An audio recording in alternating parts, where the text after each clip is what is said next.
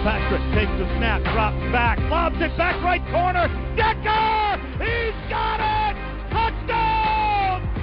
Eric Decker scores! And the Jets have won it in overtime!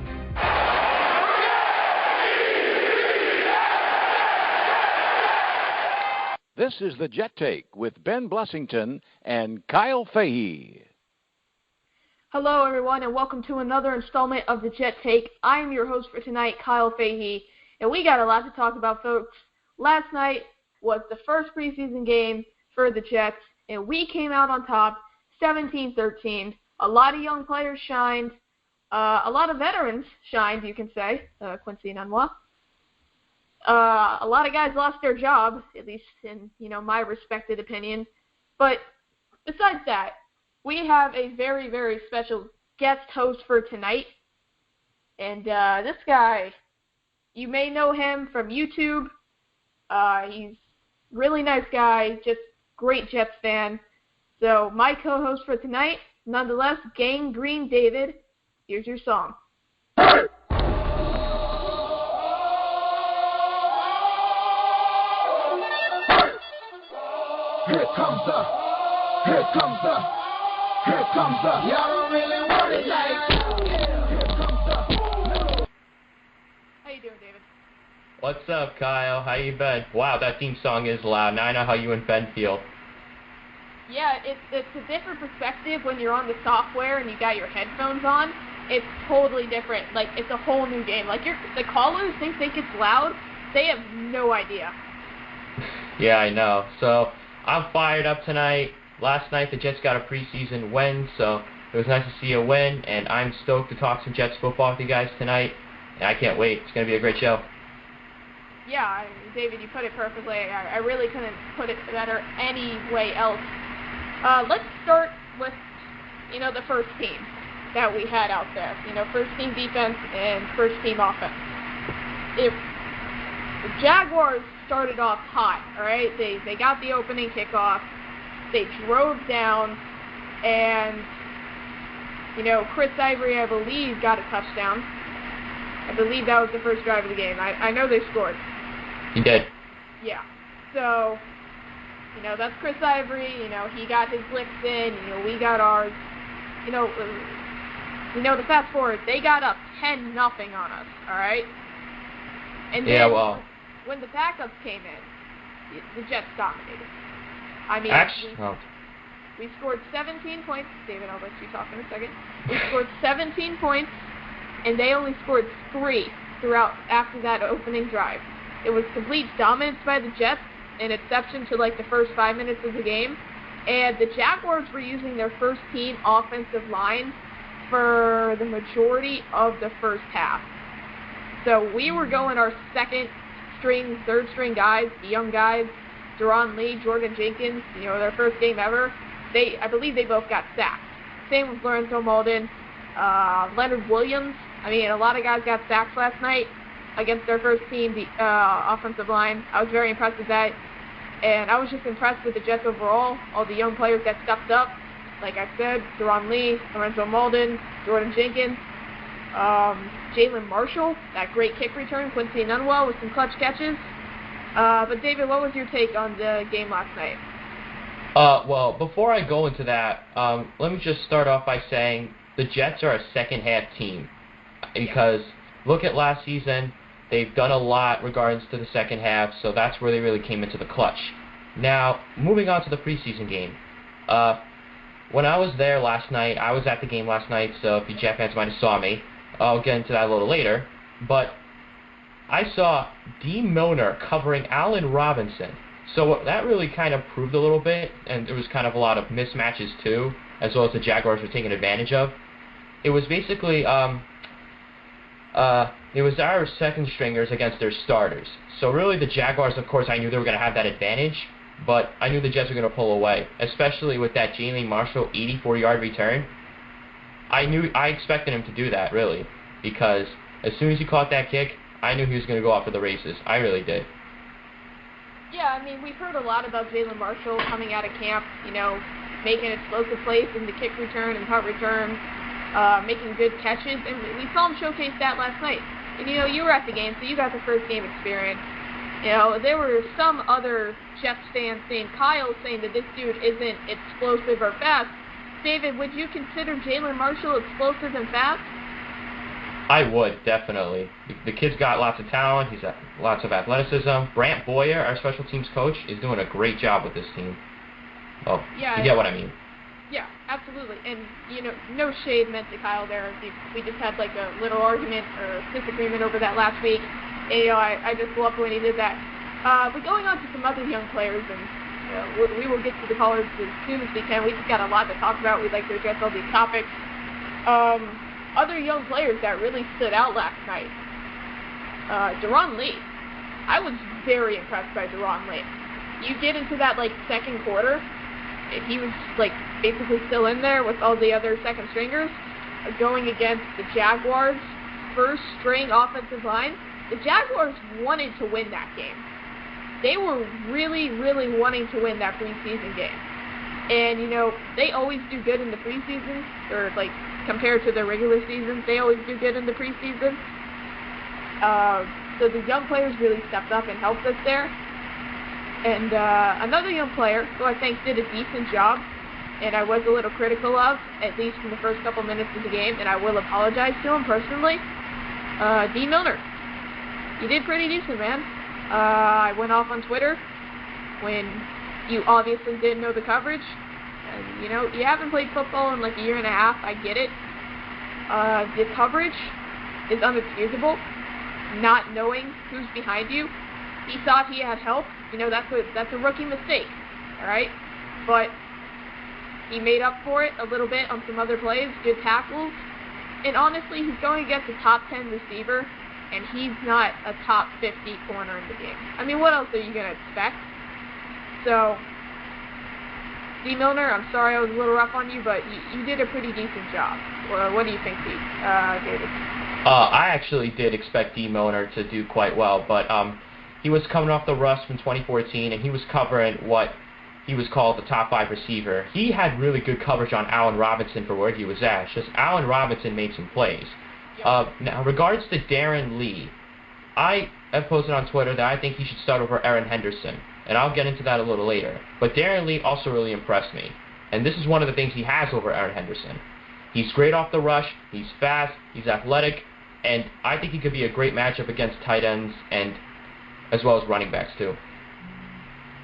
Well, yeah, there's no doubting all that, but Aaron Henderson is the better player right now. I don't think you can make an argument for Darren Lee at this point in his career. It's one preseason game. He did good there. I mean, let's calm down a little. I mean, I don't think he should be starting. You're right. You're absolutely right about the tight ends for him covering. Darren Lee is exactly what the Jets have been looking for, especially with Rob Gronkowski and Martellus Bennett, Charles Clay, Jordan Cameron in their division. These are, 2 of them are elite tight ends. The other ones are above average. Rob Gronkowski may be the best tight end of all time, all right? He's been a Jet killer for the past 5 years. I don't know how long he's been in the league. Darren Lee will definitely be used in packages at some point. I wouldn't be shocked if he does start against the Patriots, mainly because of that. But I think Aaron Henderson at this point is the better choice as a player because he has more veteran leadership in this locker room, and he's just a better player. Darren Lee can go ahead and play special teams for right now. He'll do fine at that.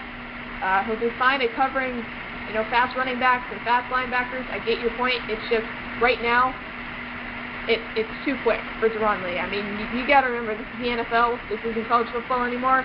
Granted, he played at probably the best team in college football the past 3 or 4 years. And he was their starting middle linebacker / inside linebacker, whatever you want to call it, spider linebacker. That's what I've heard some people call it. It's a whole different game in the NFL. It's a lot faster. You still got to beef up a little. So I think Aaron Henderson is the guy for right now. But speaking of linebackers, Lorenzo Mauldin and Jordan Jenkins, who are their 2 starting outside linebackers, they were definitely impressive last night. What do you think, David? They actually did impress me, especially Lorenzo Mauldin, and that's a kid I have lots of faith in. He's a 3rd-round pick out of Louisville. I think he's going to excel as a Jet this year. He's fast. He's great off the pass rush. He's great at stopping the run. I like his style. He just runs through. During the blitz plays like it's nothing. And Lorenzo Mauldin, I expect lots out of him. However, as for Jordan Jenkins, like you said, it's too quick. I mean, these young guys who just got drafted, they're trying to get used to being in the NFL. However, it's really not been the case entirely for some of these players, and that includes Jason Morrow and Leonard Williams, who did start their rookie year. So, going back to Darren Lee for a minute, I would not be shocked if he starts over Aaron Henderson, because personally, I have never seen Aaron Henderson make a play.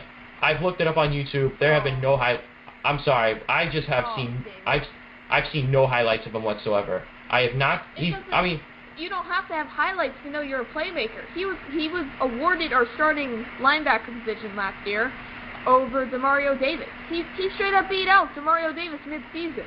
That's why Demario Davis is over in Cleveland now, because he sucked and Aaron Henderson beat him out. Aaron Henderson had 110 tackles like 3 years ago in Minnesota. But then he got hurt, and then he got suspended because, like almost every NFL player does, they use some sort of enhancement to, rebound or rehab. I'm not calling Henderson a terrible linebacker. I mean, I think he's solid where he's at. I just think, I never see him go past the line of scrimmage and stop the run. I just have never seen that last season. But do I think he could do that this year? Well, yes, he's going to be our starting linebacker anyway. He has a veteran advantage, and he has great leadership in the locker room. So it's possible. I can see him doing that this year. But with these quarterbacks we're playing this year, you got to be able to make the pass rush and get the sack. That's something linebackers struggled with last year. And with Darren Lee, Lorenzo Mauldin there, the fast linebackers, quick off the rush, I can definitely see the linebackers making a big improvement, especially with Aaron Henderson, because he's a solid tackler. I just gotta think that he needs to make more plays out of the backfield. Well, you mean out of the past the line scrimmage? Yeah. I know what you're trying to say. I really don't want Ron Lee rushing the passer right now. That's Lorenzo Mauldin and Jordan Jenkins' job. Honestly, if I were to put that bluntly. Deron Lee's a little too light to be rushing right up the middle. I understand wanting to get to the quarterback. He's a fast player.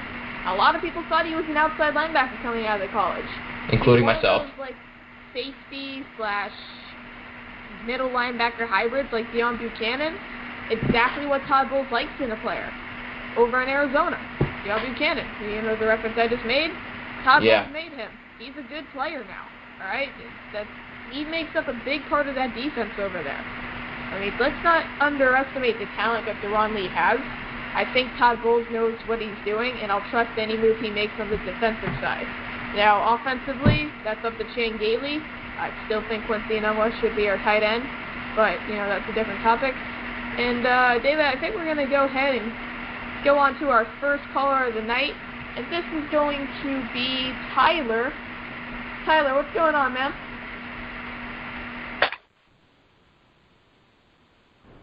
Tyler. Can you hear me, man? Hello? Yeah, I'm here. How you guys doing, Ben, David? Kyle, David. How you doing, man? We've been doing pretty good.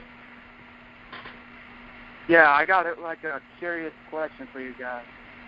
All right. Go ahead. Jalen Marshall and Brandon Marshall, are they somehow related? No, I do not. I don't think so.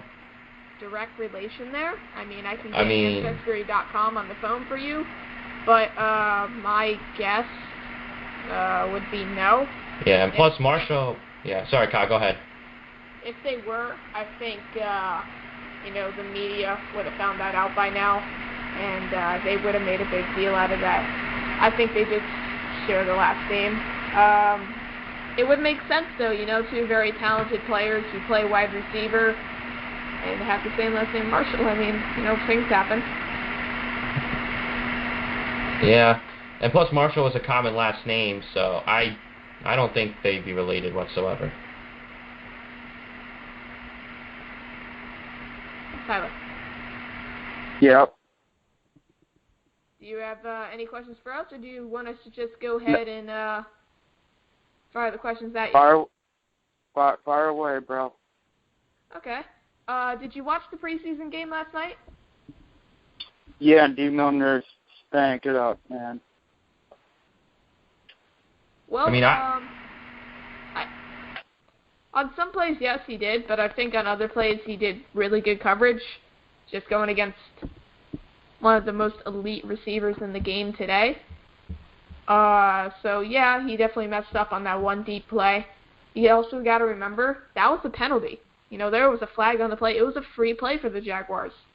Was Dean Milner probably going to get thrown at in almost any other case scenario? No, because he had decent coverage. But when that flag was thrown, he thought he had somebody behind him to help him out deep.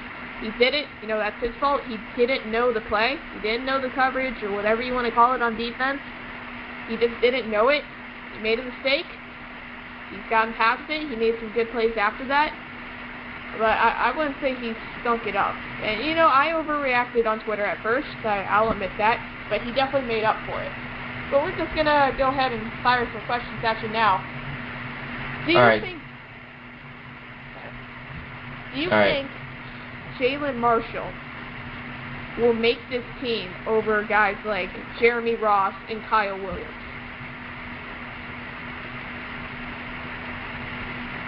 You know, of course they will. Jalen Marshall, I'll get two kick returners. Jalen Marshall and Jeremy Ross. Okay, so you have them both making the team? Yeah. You know, I actually see what he's trying to say, because Jeremy Ross, he was starting on kick returning last night during the preseason, and he also had a big return. So if anything, maybe it's a possibility that Jeremy Ross and Jalen Marshall could share the returns, or maybe it could be one or the other. But I see them both making the team. I think the dude's got a point. Yeah, I mean, he's definitely got a point. The only problem I would see there, who are you cutting? Who are you cutting for Jeremy Ross? Probably cut someone who we really don't need at a certain position, because we have lots of players at certain positions we don't need. So. Can you name one, like, specifically? I mean, we went over the depth chart earlier. We did, but we were looking at I believe it was the linebacker core, and it's basically stuck between either Trevor Riley or Deion Barnes. So cut either one of them for them. But I would honestly see them both. However, only one gets the job, and that's how football works. So I see the dude's got a point. Tyler, you have a good point, man. But it's got to be one or the other. Yeah, I mean, they're both very talented. They both deserve to make the roster. If I could, I would make room for both of them, but I don't. I don't have room. You know, I'm thinking of keeping 4 quarterbacks. I mean, we got a lot of linebackers, we got a lot of receivers, we got a lot of secondary players, cornerbacks and safeties. So I just don't think we can do that right now. What about Deron Lee? Were you impressed by him last night? Who, Deron Lee? Yes. Yeah, I kind of want to see him play. I kind of want to see him play and to see how he does, and he played okay. Yeah, I think he definitely played well. And David, go ahead. You can go ahead and get your comments on that. You see, Matt, you make a good point, because honestly, I think the Jets should give the young talent a chance, because this team's not getting any younger, because we have lots of veterans on there who more or less will retire soon. Because you got, 30-year-old Darrelle Revis, and then you got 32-year-old Brandon Marshall, 33-year-old Ryan Fitzpatrick. Give the young guys a chance. There's a chance they could break out. You never know. This is the NFL. So I could see Darron Lee getting in the game a lot. Definitely. Make a good point, Tyler. Yeah. All right, next question. Would you ever come out to a game this year? Or do you have season tickets? Or? No, man. I'm probably going to go see a Jet game or two, maybe during the regular season, like once school semester's over, like around November, December. All right, that's fine. Fair enough. All right, Tyler, thanks for coming on the show, man. Thanks for all your takes as usual. You bring some good stuff. Thanks for having me, guys. See you later. Thanks for being on. Okay, so that was a very good call from Tyler there. And, I definitely think he has a point with the Jeremy Ross thing. I just don't think we have the space for it. I would love to have Jalen Marshall as our kick returner and Jeremy Ross as our punt returner or vice versa. There's just no room for it. But, nonetheless, we got another, caller. And this one, he's another really good one. And, his song, ladies and gentlemen, please be aware, it is loud, but it is good. So, Kyle, here's your song. Panda, panda, panda, panda. I got broads in Atlanta, just at the lean in the family. Credit cards in the scammers, hitting the licks in the van. Legacies, family, wait and see, look like a panda. Going out like a Montana, 100 killers on the house. Kyle, what's going on?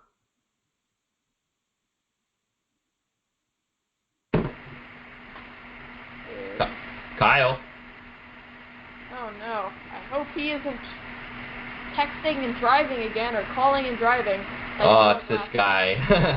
Alright, so we'll give him another opportunity. He was on, so that's unfortunate. He's a very good caller. We'll have him call back in at some point in the night. But David, we'll just go on to our next topic of the night, and that's, really analyzing the players from last night.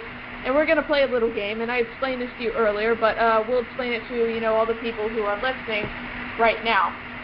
This game is called the stock market, and for those who really don't know how the stock market works, one, you should probably brush up on that, and two, basically, stocks go up and down. If you go up, it's good. That means you're worth more. If you go down, it's bad. That means you're probably getting cut. So what we're going to do, we're just going to, name some players who have, have been playing in preseason and have been performing in training camp, and we're just going to say if their stock has gone up, which is good, or down, which is bad. And David, I'll let you get the first one, and we'll both do it. But the first player is Jason Morrow. Has his stock gone up or down since last season? That's a hard question because Jason Morrow, he's coming off the shoulder injury, and maybe I would have to say his stocks are going up, because he really excelled during training camp. However, I really didn't see him make too many plays last night, although he had a deep ball thrown to him, which was overthrown, so it was not entirely his fault. Yep. However, the thing with Jason Morrow, what he did during training camp and with what he did last night, he's a great route runner. And if Ryan Fitzpatrick can use his accuracy to throw to him, Jason Morrow could be a valuable team. So if anything, I think Jason Morrow's stock has went up. I think Jason Morrow could be more valuable, especially since he's practically our best tight end anyway. Yeah, you can't argue with that. I would definitely agree that his stock has gone up. One of Bryce Petty's flaws last night, one of his only mistakes, and that's another player we'll get to soon, he overthrew Jason Morrow. It was double coverage, I believe.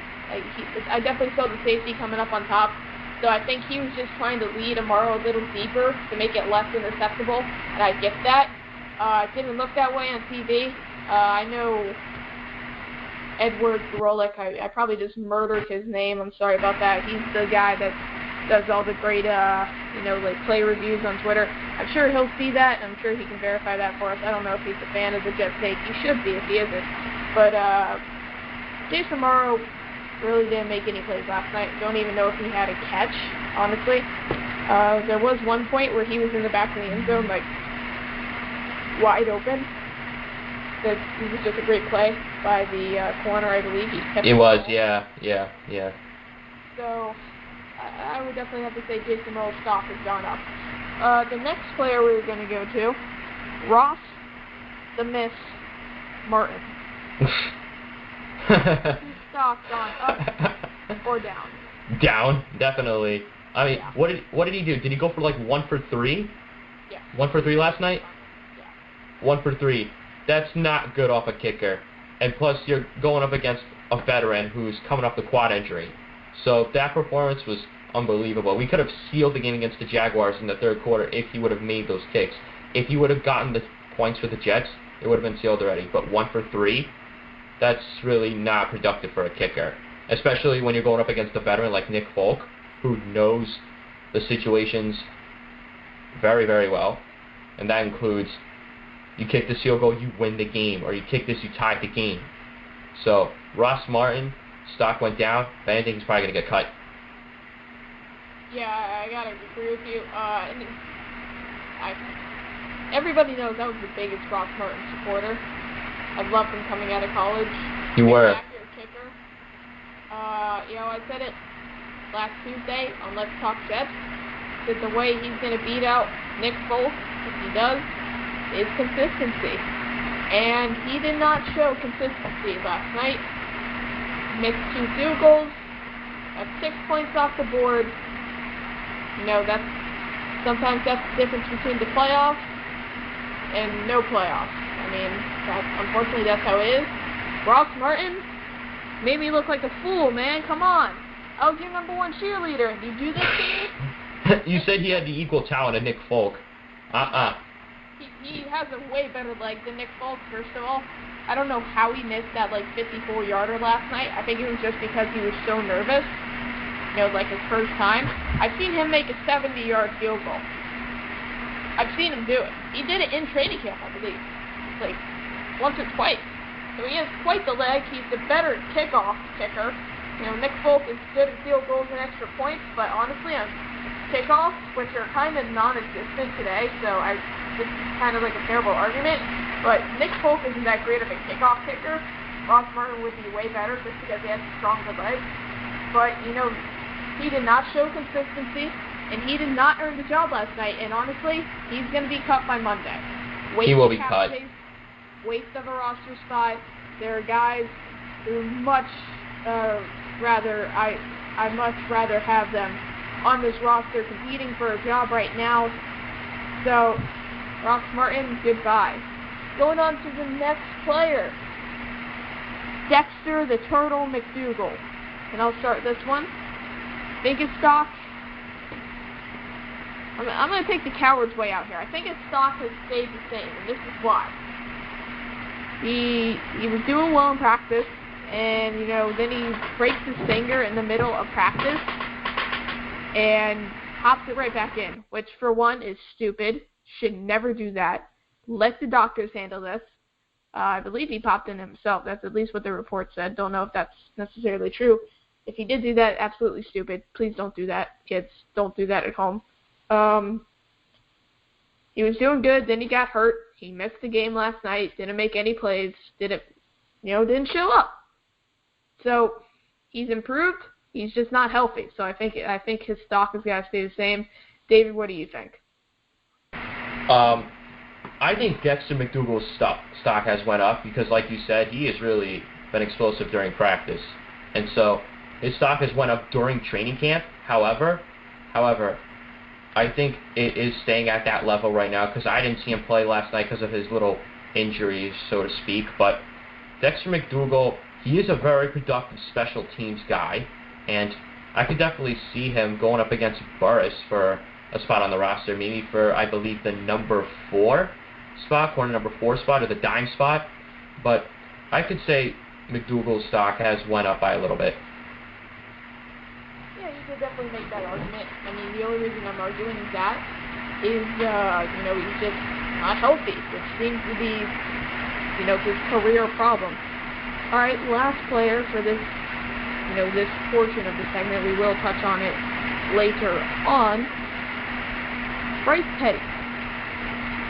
Up or down? I think it's, I want to kind of say it's between neutral and up, because Bryce Petty may have not had any touchdowns, but he did have a good completion percentage rate, even though it wasn't many passes last night, especially since he was throwing to people, I think it was Jeremy Ross, Teron Peak, Chandler Worthy, and Jason Morrow too. So Bryce Petty, he was a little bit rusty during training camp. However, last night's preseason game kind of spoke for itself, and I think Bryce Petty's stock has went up. Yeah, I definitely got to agree there. He is fighting for his job right now. He needs to do everything to secure a roster spot. I think he did pretty good last night. Few mistakes. I think he took a couple sacks that he shouldn't have. Should have thrown the ball away. But at the same time, I could also make the argument saying we wanted to, just burn the clock. I think there was 3 minutes left. But still, don't take those hits. He was taking unnecessary hits. But besides that, I think he was making good throws. He looked confident. He looked poised. definitely looked like Chan Gailey has gotten into his ear. I think his stock has definitely gone up. And that's why I think the Jets should keep Bryce Petty. And I'm going to touch into that a little bit later on. Yeah, so we're just going to go on to our next topic of the night. And, this is kind of old news, but I feel like this is worth mentioning. And I told Ben I probably wouldn't mention this, but I feel like we have to, because it's kind of burning in the back of my mind. And this is the whole Brandon Marshall versus Darrelle Revis thing from, last Monday. Their little scuffle. David, I don't know how familiar you are with it, but... no, I am. Yeah, go ahead and give your take on it, because, my take's going to be relatively long and exaggerated and boring, but, just let you give your take. Yeah, I was reading the article about that, and honestly, I just thought it was complete immaturity of Darrelle Revis to go after Brandon Marshall like that, especially since they're teammates and they're two of the greatest players we have. So, apparently this was all because of a Brandon Marshall 80-yard touchdown pass, which he burned Darrelle Revis for, and apparently Darrelle Revis got mad, and so that kind of proves that he can have his bad spots, and I might have discovered that at the Strikes for Scholarships event when I spoke to him, but I'm not going to get into that, because that's kind of a little bit of a personal thing. But that was just immature from Darrelle Revis, because I kind of get where he might be coming from. He wants to prove that he plays like what he's worth, because he's one of the highest paid corners in the league. So Darrelle Revis needs to play at the scale of that certain pay. So I can get Darrelle Revis was very, very upset that he got burned like that, but Brandon Marshall's a good receiver. And I just wonder how he felt against the Texans when he had that game against DeAndre Hopkins. I mean, I didn't think he went after DeAndre Hopkins. It might have been a little bit of a scuffle, kind of like sort of thing during that game. But it was just pure maturity from Darrelle Revis, and hopefully this is not going to impact the Jets anyway. Yeah, I basically agree with you there. I'm just going to go into a little more detail. Let me adjust my headphones, because this is going to be long-winded. This is the definition of immaturity. Alright? You are two future Hall of Famers. One of you is the best all-time at your position. Darrelle Revis is the best all-time at his position. I don't care what anybody else says. He is, by far, in my opinion. Deion Sanders is the better all-around player, because he was a better kick returner, punt returner, because we never used Revis there. So, Deion's good there. Brandon Marshall, future Hall of Famer. These guys are not fighting for a roster spot. There's no reason to do this whatsoever. This is childish. This is something you see in Pee Wee football. I understand the competitive side. I get it. It gets chippy out there. This is football. God damn it, I love it when it gets chippy. But when you, slap somebody in the side of the head, that's just uncalled for. I don't know if that report's necessarily true, but that's what the reports are saying, and I gotta take that to be the facts as of right now, till it's proven wrong. Darrelle Revis slapped him in the side of the head. Are you kidding me? You have a hurt wrist, and you're gonna slap somebody in the side of the head? I don't even like that Darrelle Revis is out there right now, honestly. I'm not sure how good that wrist is or how healthy he is. I don't want him jamming Brandon Marshall at the line. Now, they must obviously think he's good to go. I'm no doctor. I'm not even 16 yet. I'm not a doctor. But I do know when a team has made a mistake. I don't think Darrelle Revis should be out there. He should not be starting fights. And, Brandon Marshall, same thing. We've seen a couple outbursts over the past couple weeks. With this thing with Revis, punting the ball over the fans or whatever he did. He punted a football. I wasn't too upset about that. We had a terrible practice. I understand when people get mad at that. But, the scrum, it's just unnecessary. So, that's all I really got to say. Just stop acting like children, please. Be competitive. I love that. Be competitive, please. That's what makes practice great. Don't start a fight. You got beat. Shake the guy's hand or something. Go into the gym. Go bench 250 10 times. Or let that anger out that way. Save it till the preseason. Revis didn't play last night. You want to know why? because he's got a wrist injury. That wrist is not fully healed. He had surgery like 8 months ago. All right, wrist surgery takes about 10 months to fully recuperate. Rivas has lost a step. We know that. The last thing we need is him to re-injure that wrist over a stupid fight. It's just unnecessary. And what makes me even madder, I don't even know if that's a word, what makes me even angrier, I'll put it like that, just based off of what happened last year with Gino and IK, the media just gets another headline. Jets Circus. That sells. You gave them exactly what they wanted. I mean, they can make comparisons, they can exaggerate it, and people will believe it. So, just please stop acting like children. If you have anger built up that bad, where you have to hit your teammate when you're not fighting for a roster spot, and you're 2 future Hall of Famers, some of the best of your positions today, no reason to do that. Stop acting like children. And really, that's all I got to say. Yeah, going back into that, Darrelle Revis didn't play last night, and honestly, that was a smart idea by Casey Rogers not to put him in there because he could re-injure that wrist during the preseason, and it's the same with Matt Forte. So there's a reason why we had those second stringers in last night, was because they want to prevent some starters with injuries. Now, back to that Darrelle Revis and Brandon Marshall incident. Like, you're right, it's childish from Darrelle Revis, and he's trying to be cocky about his skill. That's what he does. So, I think Darrelle Revis should just apologize to Brandon Marshall, and it'll be all over. I don't know if he really needs to apologize.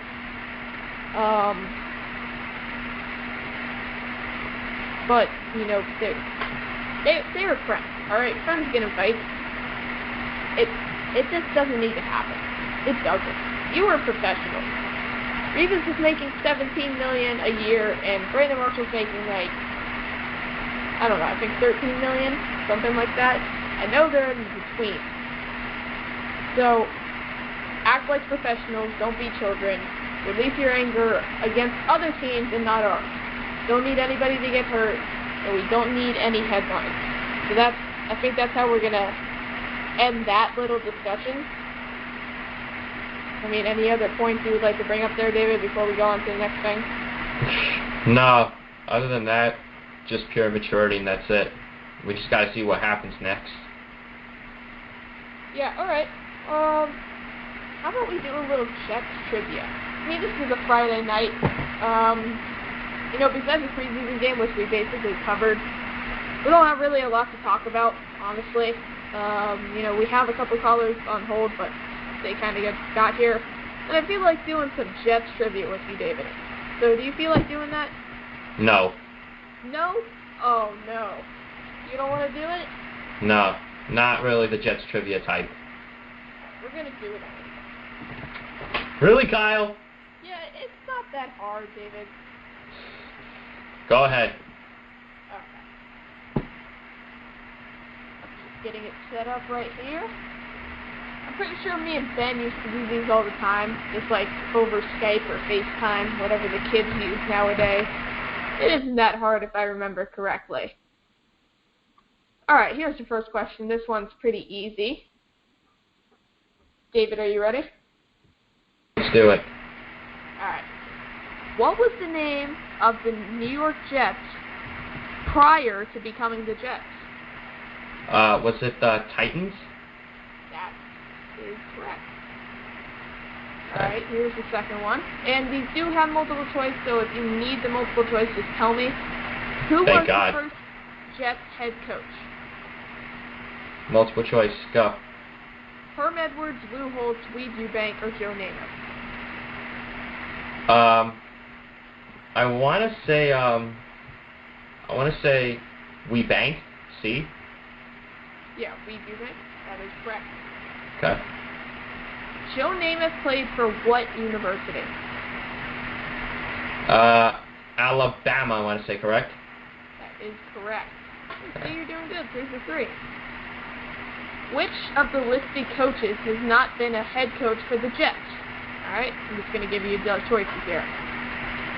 Pete Carroll, Bill Parcells, Lou Holtz, and Vince Lombardi. Which one was not a Jets head coach? Vince Lombardi. That is correct. What was the first home stadium of the New York Jets? Choices. Shea Stadium, Yankee Stadium, the Meadowlands, or the Polo Grounds? The Polo Grounds, D. That is correct. What are the main team colors? And please be specific about, like, the name of it. Is it white? And it's, I want to say, I forgot the other color you said. I know it's green, but I didn't know there was a specific kind of green to it. I just want to say green. It's green and white, really. Well, yes, it is right. I didn't say anything about colors. But yes, we'll give you green and white. The specific name of the color is hunter green. Yeah, that's it. All right, this one's a little bit of an oddball. What company has ownership ties to the Jets, meaning that our owner is affiliated with the company? Is it Johnson & Johnson? That is correct.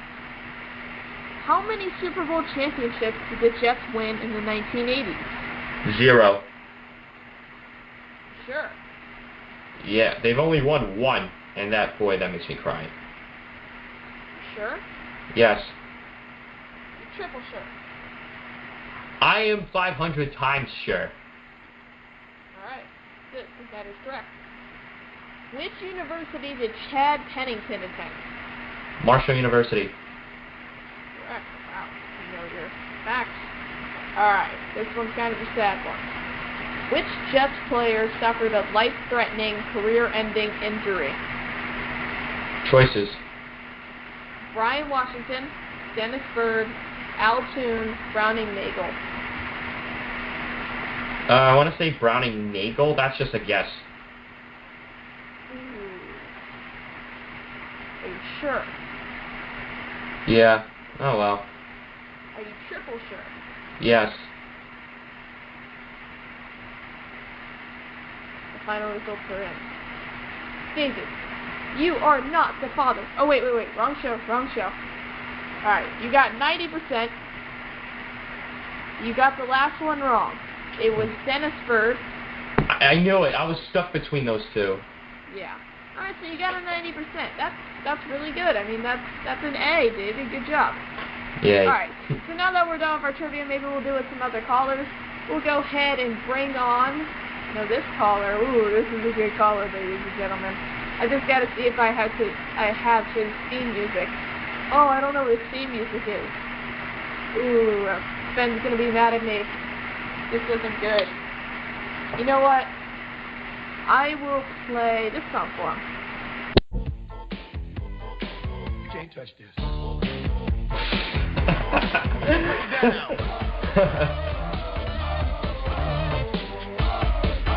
And nonetheless, it is our good friend Kyle from AFC East Bros. Kyle, what's going on, man? I'm doing pretty good, Mr. Fahey. David, good to hear from you as well. Come on, Kyle. Really, if you remember, Ben made that my song, and then I was like, what? Really? That song? And then he changed it. So then you go and play it for me again. What is your song? I'm sorry, I do not have them written down. That's the Rocky music, man. Oh, that was the first one, too. Oh, that's my bad, Kyle. We will make up for it next week. But anyway, all right, let's get to the good stuff here. I'm sure you watched the Jets preseason game last night, or at least I hope you did. Otherwise, we are going to roast you for it. What did you think of the game? I did watch the game, and I was watching it live, and then my power went out, and my power proceeded to stay out for about 2 hours. And then today on NFL Game Pass, I finished the game. Oh, okay. So yes, I did watch it.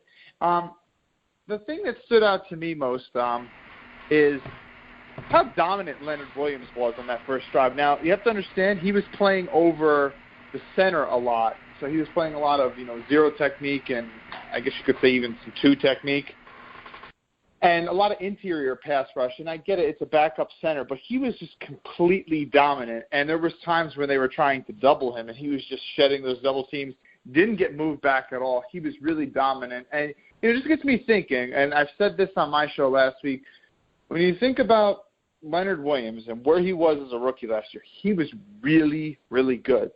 As was Wilkerson and Sheldon their rookie years. But when you look at the jump of those two guys from their rookie year to their sophomore year, night and day. They were so much better, especially from a pass rushing perspective. And we saw that last night with Leonard Williams. That was a knock on him. Great against the run, but, needs to shore up his pass rushing moves. We saw him get the QB sack last night. So it looks like he has, improved his pass rush repertoire. And I'm going to say this right now. Muhammad Wilkerson coming off a leg injury, just got the new contract. Sheldon Richardson, didn't seem to be quite a natural fit in Bowles' defense, even though I think he will be better this year for sure, and Bowles will put him more in a position to succeed. Don't be shocked if Leonard Williams is the best out of all of them. That's what I'm going to say.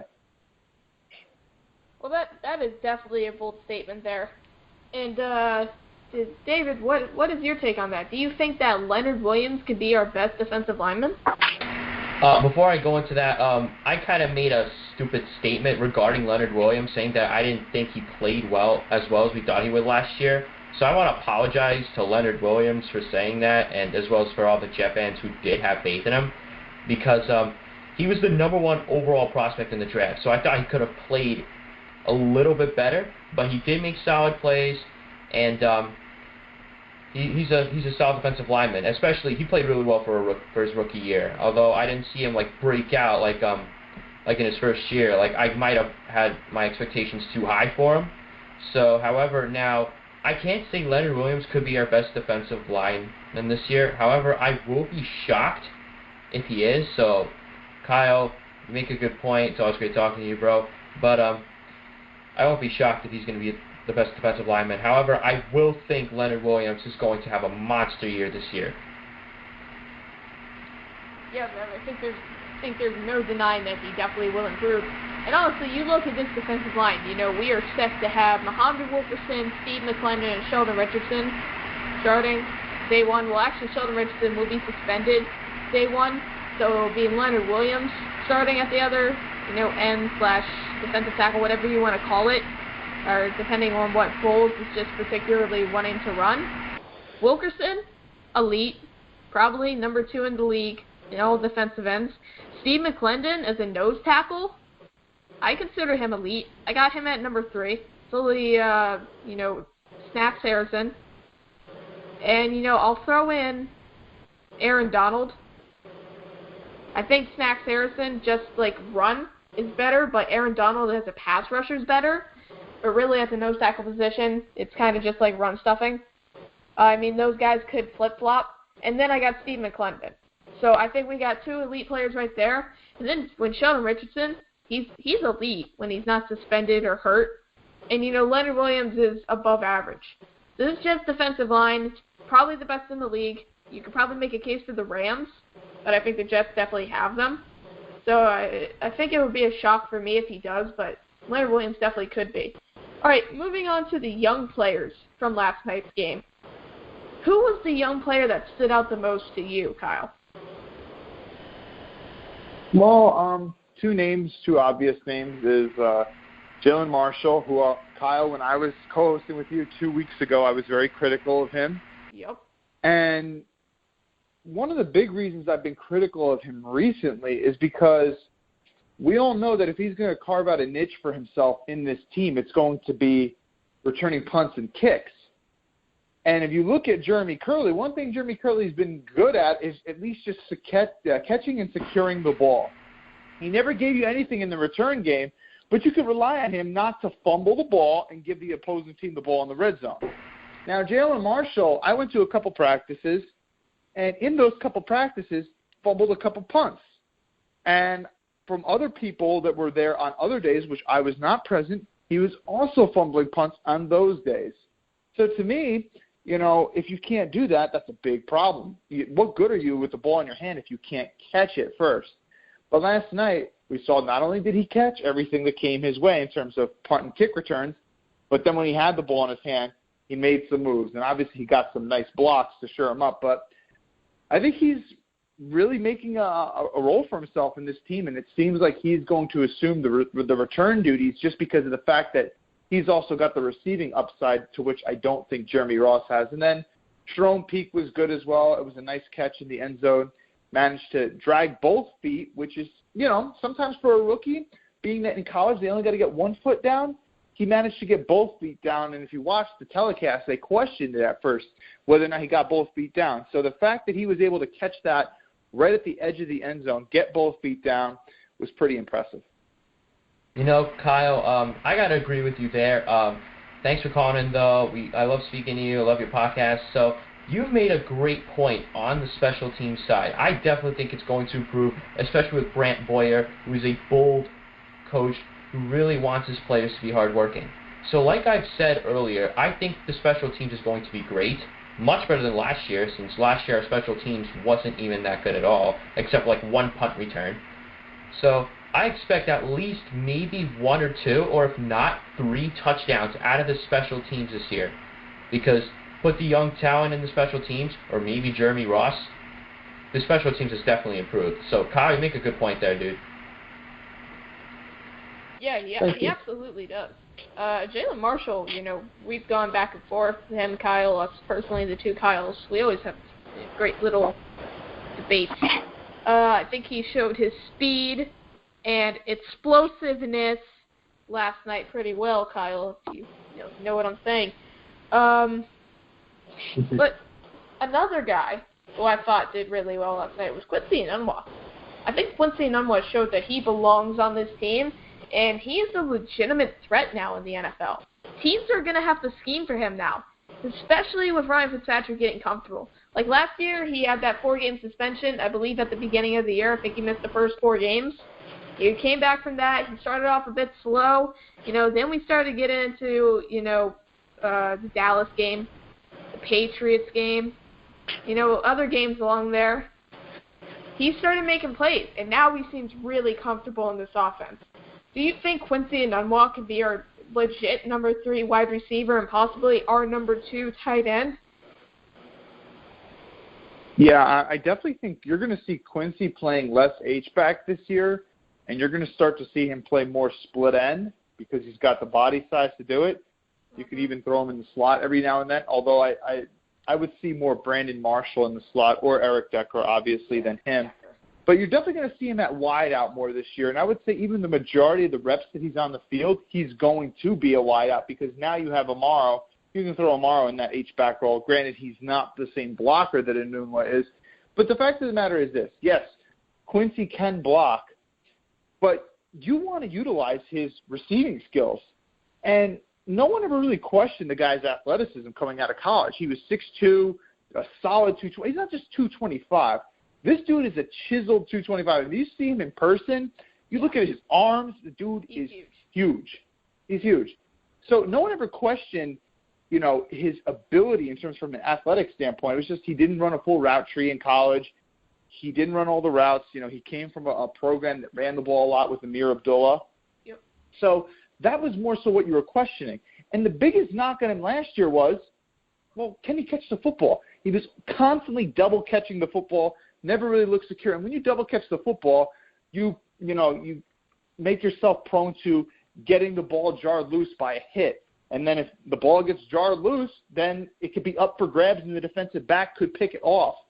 So the fact that he caught those balls in stride last night, and it was a pure hands catch, straight with his hands. And I actually went to a training camp practice a couple of weeks ago, and he caught a diving catch in the end zone. And I thought to myself, he probably caught it with his body. Because you see this sometimes with receivers that have questionable hands. They try to catch with their body a lot. Think of Stephen Hill.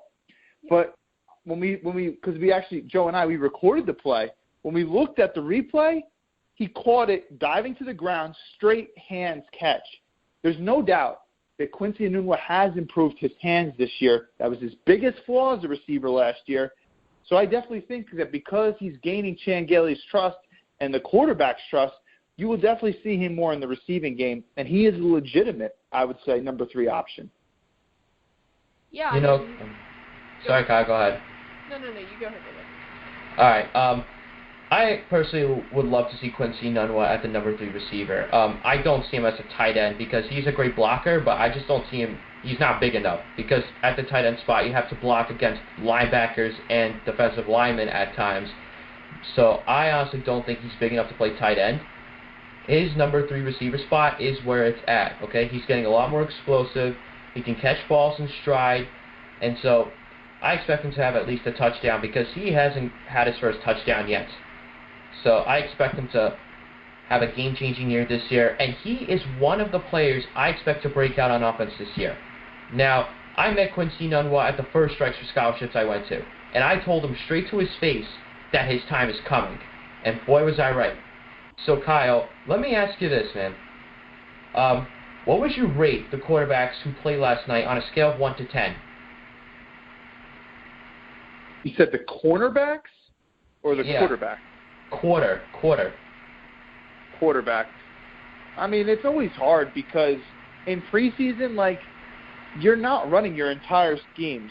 You're not think back to last night. Do you remember Ryan Fitzpatrick checking out of a certain protection and checking through a run play on an audible? No, you don't do that in the preseason.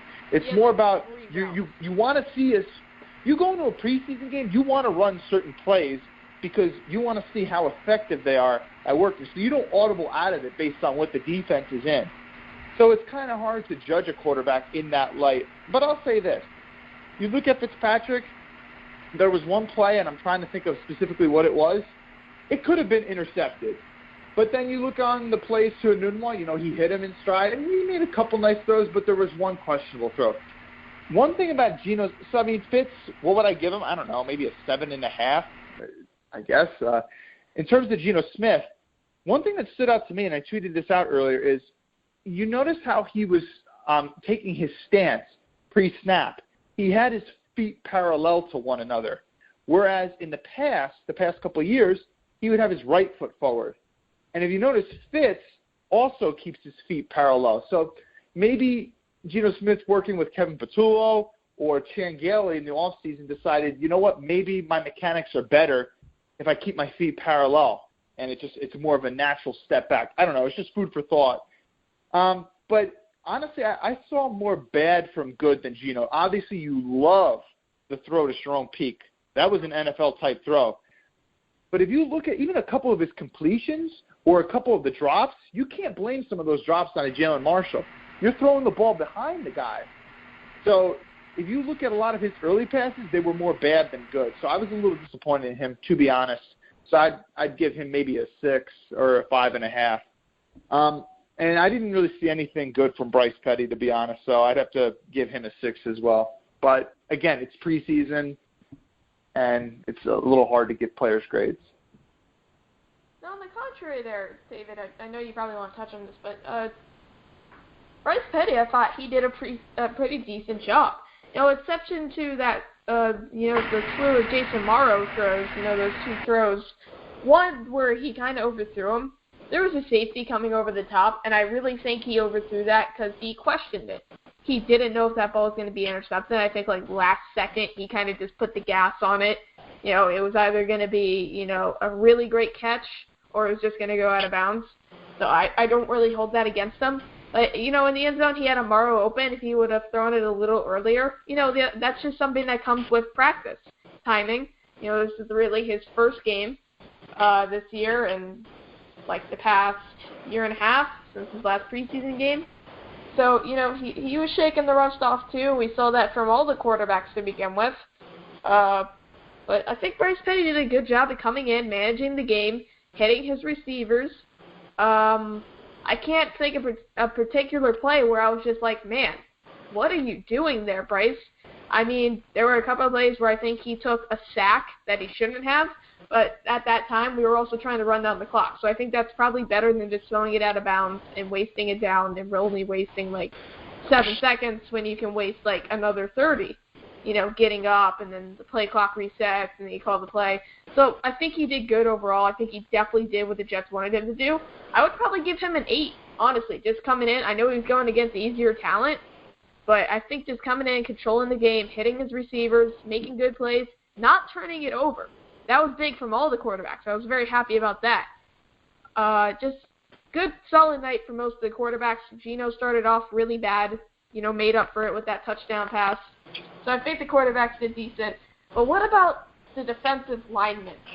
Besides, not Leonard Williams, not Sheldon Richardson, the guys who, were tipping balls. I mean, that one touchdown pass, I don't know who it was exactly who tipped it. It was going to be a touchdown in the, right at the beginning of the game. I forget the receiver who dropped it, but Blake Bortles put it on the dime, and it got tipped by one of our linemen. I believe it was Deion Simon. Don't hold me to that. What do you think about the younger defensive linemen who came in and made plays? In fact, even the linebackers. Julian Stanford, he was making plays last night. Tywan Jones, so just like the young front seven altogether. How do you think they did? I mean, in your defense about Bryce Petty, Kyle, I will say this. The offensive line didn't help him at all. So, not at all. So you'd probably have to give him a little bit of a higher grade when you think about it in that context. But going to the defensive line, and let's think of the front seven, because you also brought up linebackers. Honestly, I think as a whole, you have to be a little bit disappointed in them. There was a lot of missed tackles. T.J. Yeldon was sprouting through holes like it was nobody's business. Chris Ivory had a couple nice runs. Blake Bortles, there was an I can't remember which player was offside, but Blake Bortles took a shot downfield because he knew that he had a free shot. He knew it was offside. Let me just take a risk. If the ball goes incomplete or it gets intercepted, so what? I got a free play because the player went offsides. But tons of missed tackles, big holes for the running backs to run through. And I didn't feel like Blake Bortles was under tremendous duress when he was dropping back by and large. So, you have to kind of watch the All-22 tape to really get a good feel of how a defensive lineman played. And I haven't done that yet. I don't even think it's out yet, to be honest. But, I can't say that I saw too much from these guys like Jarvis Jenkins. I can't really see that I saw all too much. Yeah, there's the pass deflection. As I said before, Leonard Williams was dominant. I'm sure Sheldon was dominant. I know that he cheesed down Chris Ivory once. And that's one thing you've got to say about Sheldon. He always hustles on the field. You think back to when we lost in Minnesota, Sheldon's second year in the league. Running down the Sheldon, he was chasing that guy right down the field. So he always gives good effort. He's a great player. But other than him and Leonard Williams, I would say the defensive line from the little bit I saw without watching the All-22 was a tad bit disappointing. Yeah, David, what's your take on that? Because I know you were at the game, so you saw that in person. Yeah, that play at the beginning of the game, I believe it was Allen Robinson who was catching that pass. So I think it might have been, I don't remember who was on coverage. It might have been Burris or it might have been Milner. But that was a good solid effort by the defensive backs. Now going to the defensive line, you guys made some good points there. I think the defensive line is going to remain where it's at, even with Snacks gone. Because McClendon can make a solid replacement. And other than that, our defensive line hasn't really changed. It's still going to be the same defensive line it always is. A dominant, run-stopping, productive, amazing defensive line. Yeah, I think you could definitely make the case that Steve McClendon might be better than Damon Harrison. Honestly, it's very little difference between their run-stopping abilities, and Steve McClendon's the way better pass rusher than Damon Harrison. For a hell of a lot cheaper, too, which definitely boosts his rating in my mind. But, Kyle, before we let you go, is there anything else you just want to talk about, or any questions you want us to answer, or anything like that? That'll be it, gentlemen. Going out with class. All right, Kyle, thanks for being on. Thank you guys for having me. Have a good night, man. Thank you for reminding me that you're on, because I'm used to Thursdays. I totally forgot you were on this Friday. So. Yeah, we were lacking callers, so I had to go to the rescue. Oh, okay. So that's kind of like a backhanded compliment. Oh, Kyle, call in because we don't have anyone else. Thanks. That makes me feel good. I'm joking, man. All right, thanks for being on. Take care. Have a good night, Kyle. All right, so great call from Kyle. And we're just going to go on to the next caller. And this number, we don't have it in our, little records here. So 845, if you are, listening, you are on the air. 845. Hello, how you doing? Hello. Hi. What's your name? My name's Darren. I live in New York. Big fan of your show. Like listening to you guys. I like the Jet Take, and I also listen to Joe and Vinny on the other show. But, yeah, I'm pretty impressed with the knowledge that you guys come. I mean, yeah, I guess you're like 15 years old. You're pretty impressive listening to you. You guys make my morning drive. I listen to the podcast, and I'm on my way to work. It's a good time listening to you guys. So I just wanted to call in and, talk some Jets football. Yeah, thank you for, calling in tonight. And it's always great when, a loyal listener on iTunes or SoundCloud or whatever you listen on, calls into the show. And, this is your first time being on. So, well, I don't know if you watched the game last night. If you did you? Of course I did. I'm 36 years old. I've been a Jet fan for like 30 years. My first Jet game I went to, I don't know if you guys know about this, but it was Miami versus the Jets in '86. Jets won 51-45 in overtime, and pretty much was hooked from that point on. Yeah, was that the Monday Night Nightmare? No. This is way before. This is Ken O'Brien versus Dan Marino. Oh, the shootout. Oh, okay. Yeah, Leslie Walker. Yeah. All right. So, seeing as you did watch the game last night, we'll just go ahead and throw you some questions from that. What did you think of Jalen Marshall? I thought Jalen Marshall did pretty. I was pretty impressed. I just wanted to tell you, I heard you guys talking about who dropped that pass. It was actually Julius Thomas, I think, the tight end from Jacksonville. Thank you. Yes. Yeah, I got you. Yeah, see, that's how we know you watched the game there. You just proved everything there. Yeah. But yeah, I thought Jalen Marshall did pretty well. I was, I'm impressed with him. But I can't believe that he went undrafted. So that was a nice find by Mikey Mack over there, which I think he's been doing a great job so far. I mean, still the jury's still out, but so far so good. I'm liking what he sees. I'm really impressed with this. I'm really excited for what this team could be this year. Who was that? The backup kicker, the one fighting with Falk for the job. I'm kind of, I'm kind of a Falk fan. Yeah, Ross Martin. So I'm kind of, I don't want to say happy, but I'm a fan of Falk. So it looks like he pretty much lost his job yesterday. Yeah, and he did. He did not have a good performance last night, and he made me look like a fool because I've been a big supporter of his throughout the whole draft process. And, when he signed with the Jets, I was ecstatic. Yeah, no, I was listening to it, and you were saying, cut Falk, it'll save $2 million. But you know what? Falk's a proven veteran. He's made a lot of big kicks. So, I'd rather have Falk on the team. I feel more comfortable with him. Yeah, at the end of the day, it's all about consistency, and I don't know if you listen to Let's Talk Jets, which is another great Jets podcast. If you don't, you should really give them a listen. I said on their show earlier this week, consistency is how he's going to beat him out, if he is going to beat him out, and he didn't show consistency at all last night. In fact, he showed inconsistency. So that is a guy we cannot have on our roster. What about Dean Milner? We saw ups and downs from Dean Milner last night.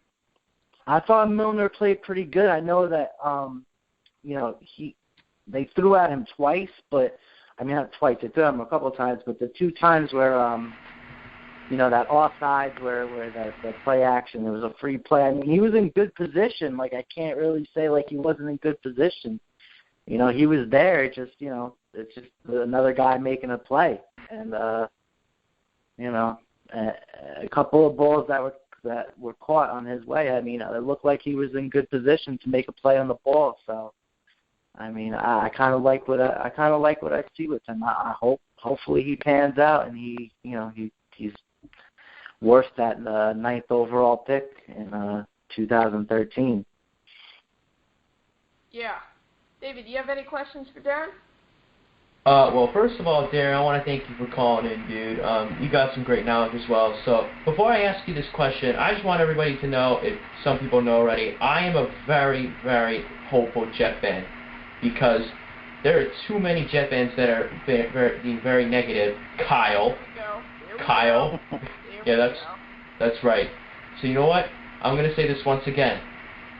I think the Jets have upgraded a lot in the last 2 years, and that includes the 4-12 to 10-6 turnaround.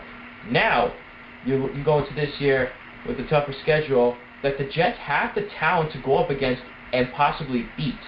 Now, I personally think the Jets can go 11-5 or 12-4 under this schedule. Even though last year we went 10-6 under rookie ownership and it was easy teams, we should have won at least 13-3 or 14-2 if injuries hadn't hit us. Whoa. Exactly. Well, that's how optimistic that's a bold I am. statement right there. Exactly. Really, hold on, I got something for this. Oh God, Kyle, chill. No, that was a bold statement. You deserve that theme music. I don't know if I could really back that up with stats, man, but But listen. With the upgrade they had on Matt Forte now with this new running back core, as well as the linebacker core, do you think, and I personally think this definitely, do you think the New York Jets have a shot at winning Super Bowl 51?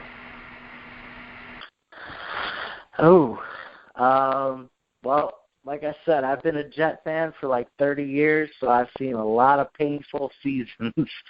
And,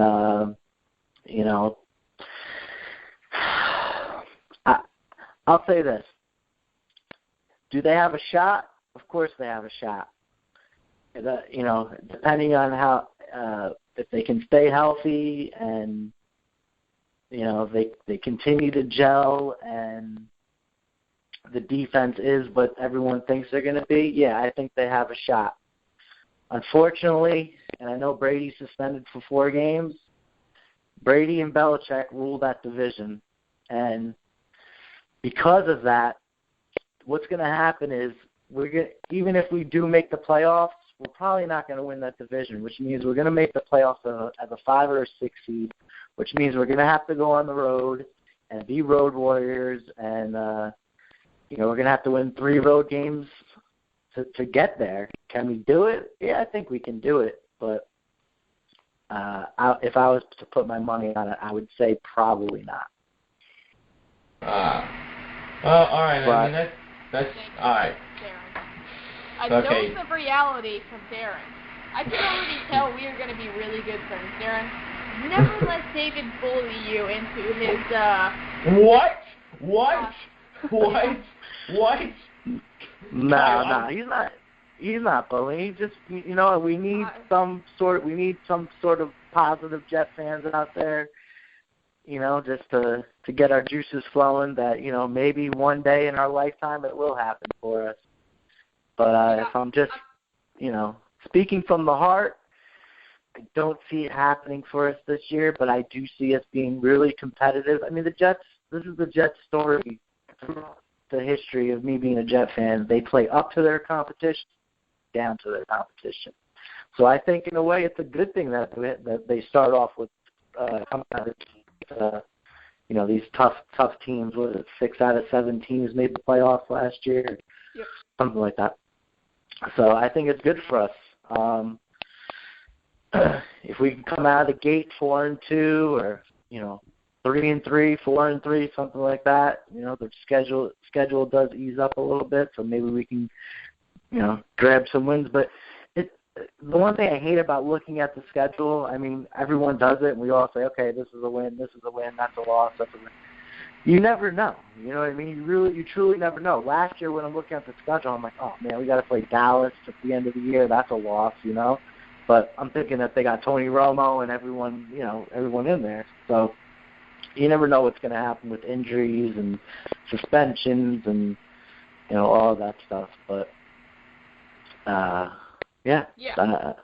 Man, you elaborate on my point a lot, because last year everyone's like, oh, my God, this is going to be a killer schedule. It's going to be 8-8 or 7-9 even, because we play teams like Colts and Cowboys, and then look what happened. We were one game away from making the playoffs, and we should have been a playoff team definitely. So, Darren, you definitely elaborate on my point, man, and I think we're also going to be really good friends, dude. Yeah, that sounds cool. I don't have a Twitter handle or anything like that. I kind of just came across, I listened to Joe Vinny on the, I forgot the name of their show, Jet Nation. Yes. And they were giving away some plaque or something, and I heard this guy, Kyle Fahey, calling in, and I'm like, holy cow, this kid knows his stuff, and I was like, wow. And then I found that you had your own podcast, and then, I've checked out your YouTube videos, Gangrene David, and I appreciate those videos. Definitely helps kill the time at work. And, I can listen to the Jets 24/7, 365. That's how pathetic I am. Trust me, dude. I feel you. I have the exact same mentality. But, yeah, definitely... so I appreciate you guys. Well, thanks for calling in, man, and be sure to call in next week.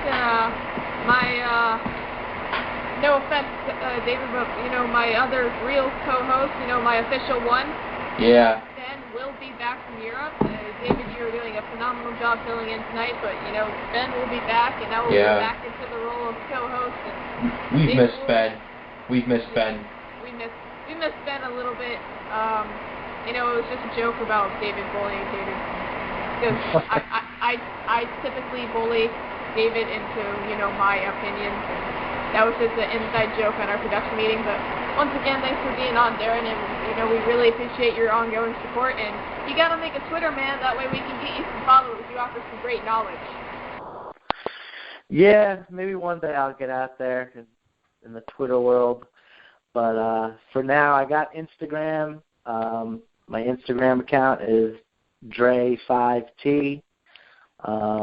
If anyone wants a shout out, I don't really have a lot of Jets posts on there, but I'm always down to talk Jets football with whoever. So, keep up the good work, guys. Gangrene David, thanks for filling in. And I'll definitely be calling in next week. So I'll enjoy listening to the rest of your podcast tonight. And, JETS all the way. Yeah, thanks for calling in, Darren. All right, take care, guys. All right, so that was a great call from Darren there. And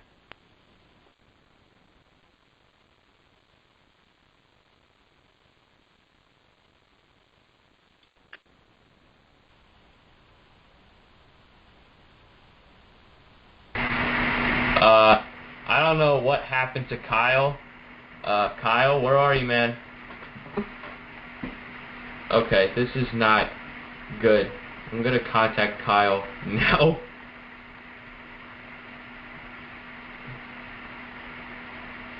This is not good.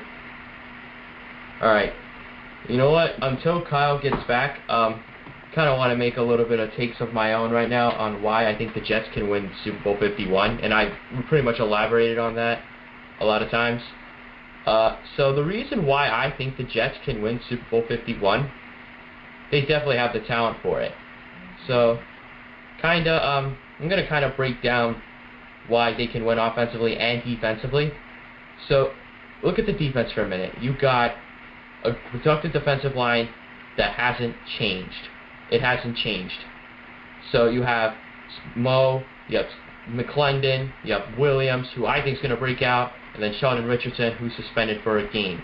So when we go to the Jets-Cincinnati game come week 1, it's also going to be a heartbreaker.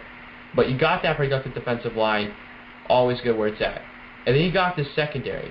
You got Darrelle Revis playing at the number 1 spot. He's going to have a lot of tough matchups this year, but he can handle it. He's done it a lot in his career. That includes A.J. Green, Doug Baldwin, Larry Fitzgerald, Antonio Brown.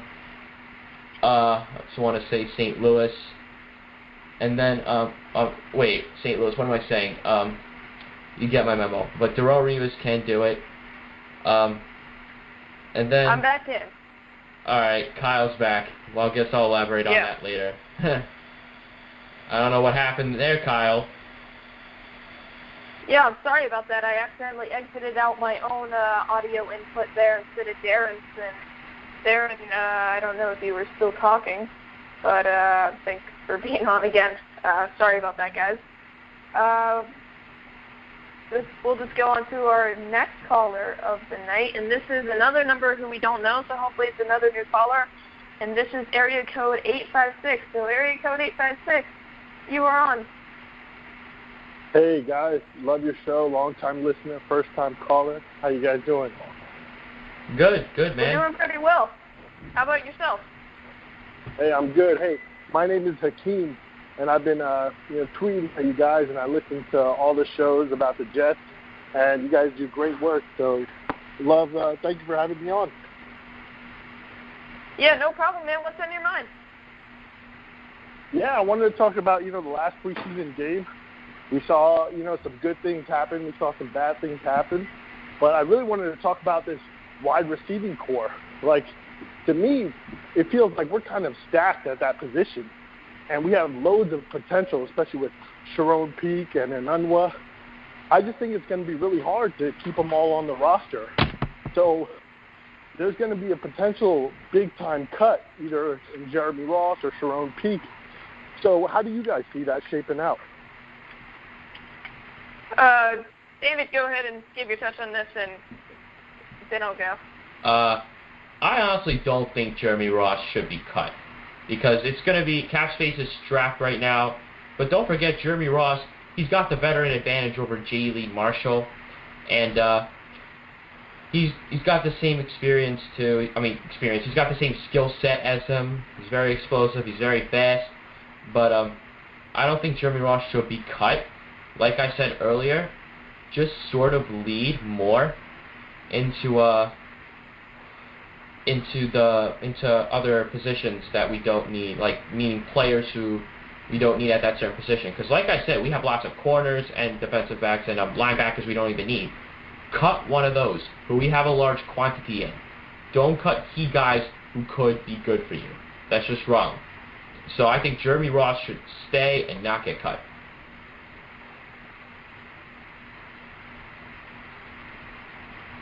Akeem, you there? Yeah, awesome. You're right on the money. I like Jeremy Ross too, but we can only keep so many around. And I'm looking forward to potentially putting Devin Smith on that, the 8-week IR, and then have him come back. But then we're going to have like 6-7 receivers, and we're going to have to make that tough cut. And Jeremy Ross could be one. But you're right. I like the way he's playing. He brings a lot of experience, especially in special teams. I think he could help us out big time. Well, that's true. You're right. Absolutely. And Jeremy Ross is a very dynamic player, and I'll just quickly go over the people who I have making the roster at the wide receiver position. Because you were right, we are absolutely stacked at that position.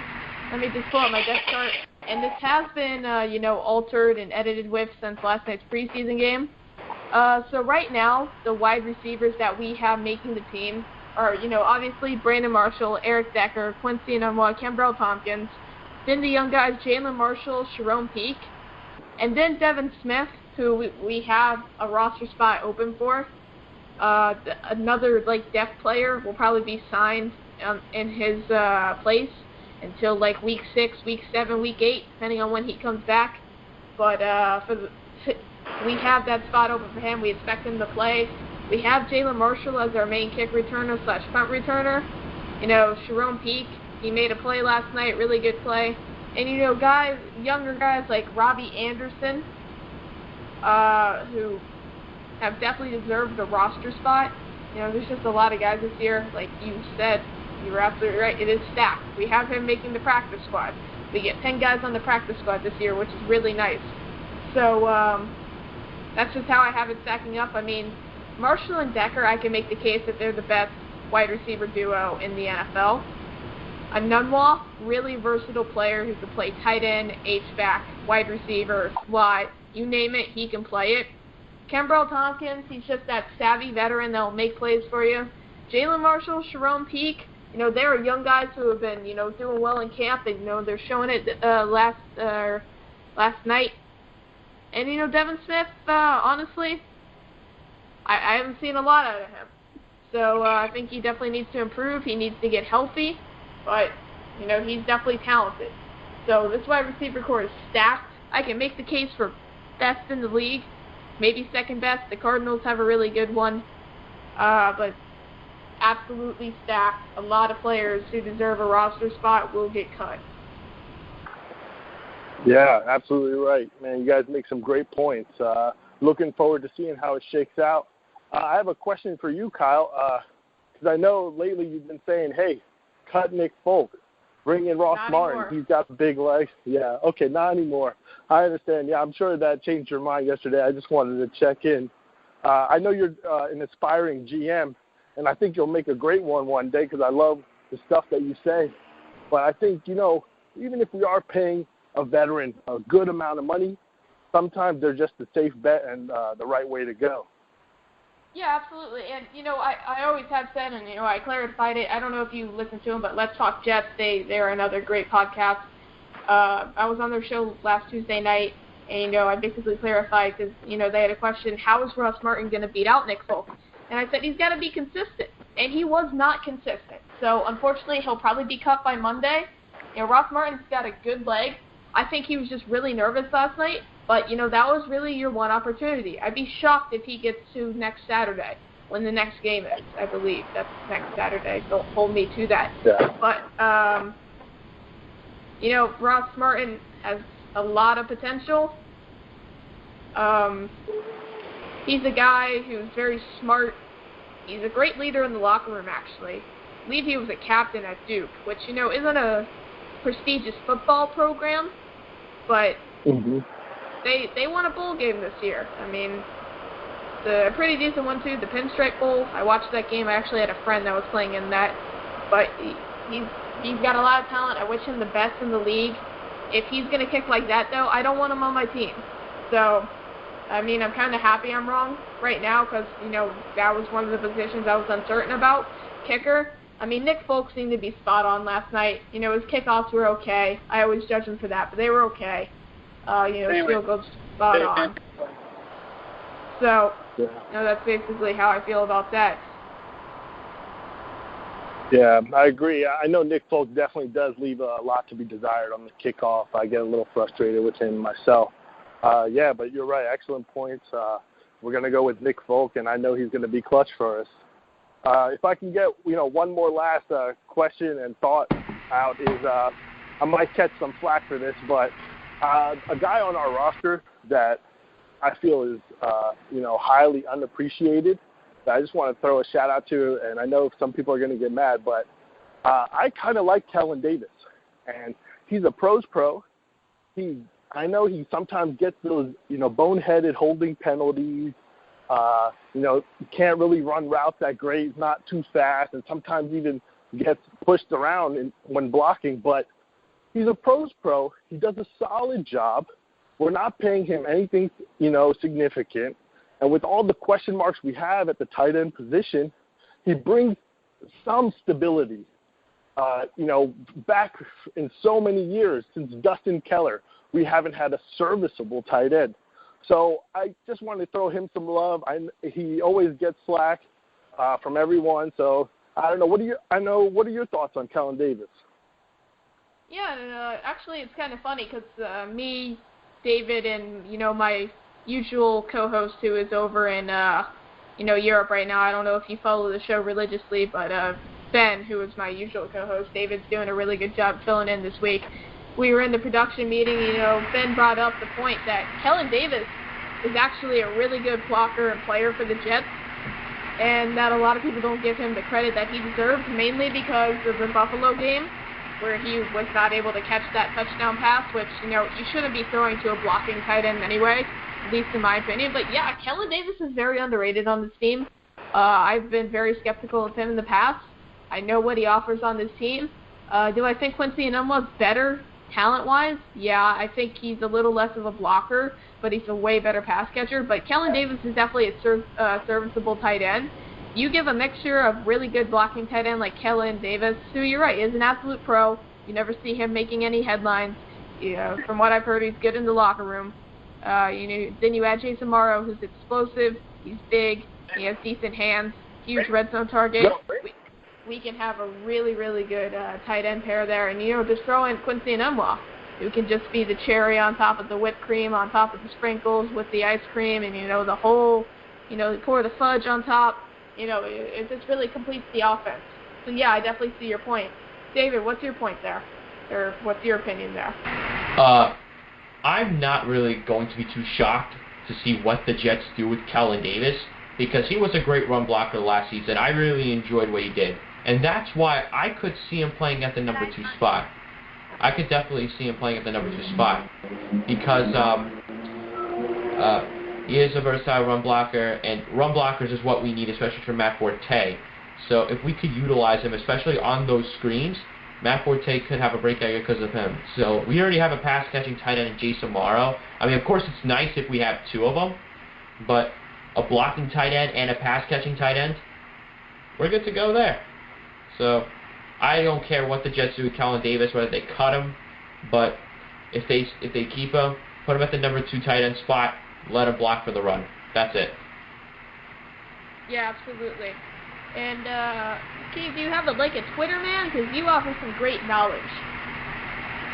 Yeah, my Twitter handle is @HakeemAmirCR, and you guys can talk to me about Jet football all day. I'm a huge Jet fan. I grew up in New Jersey my whole life, and I just moved to California. So I've been wanting to call in for a long time now, but I'm always stuck at work. But I just decided to ditch work and make sure I called you guys because I love what you guys talk about, and I love the Jets. And I got to agree, and I really think we have a Super Bowl team, potentially, a potential Super Bowl team here. So I like this guy. I'm really excited. Yeah, I'm excited about the season, and I'll definitely call back again. Thanks for having me on. Yeah, no problem. How do you spell your Twitter handle? Or trying to follow you and shout you out, man, because you offer some great knowledge. Yeah, it's HakeemAmirCR, and I tweeted at you yesterday. I'm not really too great with Twitter yet, but yeah, no, I'm excited, man, and I'm gonna definitely call back next week. I like what you also bring to the AFC East Bros, and you call into the other shows like the Jet Nation one. I listen to it all, so I've been listening for a few weeks now, and I'm gonna continue to listen. Yeah, well, thanks for being on, man. All right, take care, guys. All right, so that was a fantastic call from Hakeem there. I am happy all these new callers are just calling in, David, aren't you? Well, I mean, it's shocking since, I'm guest hosting this show tonight, and you know what? It's been an awesome hour and a half so far, but I like that guy. I do. A potential Super Bowl team, that's pure optimism right there. And that's what I like out of Jet fans. Since I'm an optimistic Jet fan, as you guys like to call me, and I'm not the only one, but you guys got to start having more faith in your team, because every time I go to MetLife, the stadium is just dead. Like, when it's third down, we have to get loud, because fans like Seattle and KC, they get loud and they're crazy. That's what Jet fans need to do, especially since MetLife Stadium is one of the biggest stadiums in the NFL. The Jet fans can overtake the whole stadium. They can make it loud. They can make it rumble. So I have nothing against it. Listen, I love all the Jet fans and whatnot, but I'm just saying, have a little more faith. Like, stop saying, oh, we're going to go 7-9 or 6-10, and, oh, these tough defenses. Like, relax, because you never know what can happen. You never know. And it may be tough, but we have the talent for it. We have the talent to go up against it. So I would love to see a little more optimism from Jet fans. Nothing offensive. It would just be a whole lot better. Well, let's talk about Super Bowl possibilities. I'm not denying that the Jets have a great team. In fact, I think we have an elite team. We have a really hard schedule. I don't care about that. That's just an excuse. I don't think Ryan Fitzpatrick can take us all the way. That's why I don't think the Jets can win the Super Bowl this year. Do I think we can make the playoffs? Yeah, definitely. In fact, I think we should make the playoffs. I mean, I have us not making the playoffs because the Jets are known to make stupid decisions. This is a team I can definitely see making a deep run, just not getting to the big game. Because we're not going to win our division unless Brady goes down. I'll just put it like that. Brady's out for 4 games, they'll go 3-1. It doesn't matter. Bill Belichick is possibly the best coach of all time. If you honestly think that he's not prepared to go in with Jimmy Garoppolo, you're sadly mistaken. Rob Gronkowski, Martellus Bennett, two Gronk's elite tight end. Martellus Bennett's above average. They're elite combined. Danny Amendola, he's a pretty decent receiver.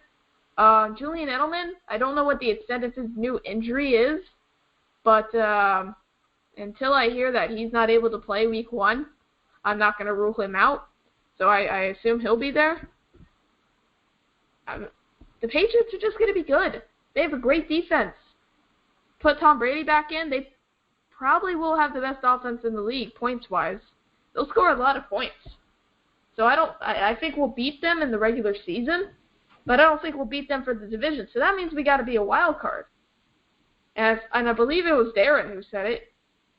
He's absolutely right. We're going to have to go 3 straight games on the road against teams like the Patriots, like the Texans or the Colts, depending on who wins that division, the Broncos or the Chiefs, one of them. Hard teams that we have not been able to beat before. And we play a lot of them this year in the regular season. So the regular season will be tell-all. We can go 10-6 and make the playoffs, but if we lost to the Chiefs, we lost to the Steelers, we lost to Baltimore, we lost to, the Bengals, we lose to teams like that who are competitive, I'm sorry, we're just not going to win the Super Bowl. So that's just my view on it. Definitely got a talented team. Until we get a franchise quarterback who I will trust to make play after play, and I'm not saying I don't trust Ryan Fitzpatrick, it's just that he doesn't have the talent. He's a career backup. He's in a good system with good wide receivers. That's it. That's how it is. I'm sorry. So I know you're very optimistic. I love being optimistic, but I can't deny the truth when I see it. But listen, Kyle, Ryan Fitzpatrick, he may not be Peyton Manning or Tom Brady, but he is one of the best quarterbacks we have. And you look at him and his chemistry. It's sad. Well, why is it sad? It's sad because he's actually played well through last year. You look at him with the now more explosive Brandon Marshall, an excelling Eric Decker, returning Jason Morrow, new running back core. This offense, I say it will be top 10 definitely, if not skirting around the top 5. Because we have tough defenses this year, but I think we can definitely pull it off. Because Brandon Marshall, he's going up against lots of tough corners this year. And I think that could be the reason why Todd Bowles made him go on that diet. Because one thing that's very key in a receiver and that I like seeing is that they're very explosive. And that's what receivers like Odell Beckham Jr. and DeAndre Hopkins have. Brandon Marshall is now going to have those qualities. He's lost lots of weight. He's going to be faster. And that is a key thing to go up against corners like Patrick Peterson, Richard Sherman, Marcus Peters, I want to say Vontae Davis, Jermaine Johnson, etc. So I think Brandon Marshall could have a similar performance to last year. As regards to Matt Forte, he has went up against tough defenses in his entire career. That veteran advantage to our offense can boost our chances of becoming a playoff offense too. Because this isn't the first time they're versing these defenses. You're acting like, oh, we're not going to. This is like the first time we're playing this defense. No. Fitzpatrick has went up against defenses like that in his career. Marshall has done it. Decker has done it. Even Forte has done it. And same with the defense, too. Even though now we have the young talent, defenses have went up against tough offenses, too. That includes Darrelle Revis. He's went up against the likes of Randy Moss in his career. So that veteran advantage we have could boost our chances of beating these teams. I'm saying we could. I'm not saying we're going to go 16-0, because that would just be crazy. But I can say we can go 3-3, upset the tough teams, and then after that, it's easy from there. So we go 3-3, which I think we could do it, and the Jets can go on the stretch for the rest of the season, which I think could happen, and boom, 12-4, 11-5, or worse, 10-6. Well, you brought up like the offensive players. Brandon Marshall never made the playoffs in his career. Ryan Fitzpatrick never made the playoffs in his career. Eric Decker, he made it to the Super Bowl, but he didn't win it.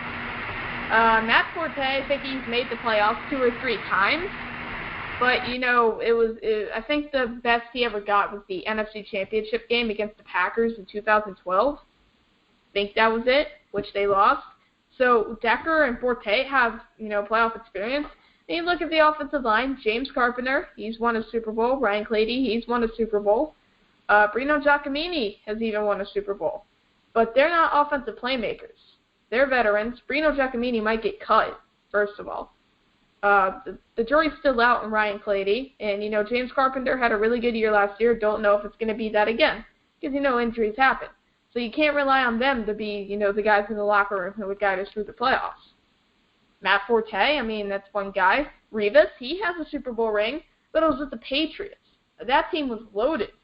And he had Devin McCourty, Logan Ryan, Patrick Chung. Way better secondary than what we have. Sorry to say that. And I know you're probably going to scream at me that I have you on mute right now because I just want to get this point through. Muhammad Wilkerson, he's made the playoffs like 1 or 2 times. Sheldon Richardson hasn't made the playoffs. Leonard Williams hasn't. David Harris has. There's nobody really who is experienced enough besides Matt Forte, Revis, and David Harris, and Nick Mangold. I'll throw him in there because he's been with us for so long. That can really lead us through the playoffs. And besides Matt Forte, none of them are playmakers. So that's just how I'm looking at it. I think we can go 10-6, 11-5. I think we can make the playoffs. Will we? Probably not, because, the Jets will choke some way or another. Unfortunately, that's how I think, because that's how history has repeated itself. We learn history in schools for a reason. It's not to repeat it. The Jets seem to do that every single year. So, I hope for the best, expecting the worst. Well, Kyle, did you just say that we're gonna go that we can go 11-5? Yeah. This is a change. Wow, ladies and gentlemen, Kyle. No, you haven't. No, you haven't. Yeah. I have not. I've been saying 10-6 to 11-5 for like a month because I think we can beat Buffalo. You have said that we will not make the playoffs.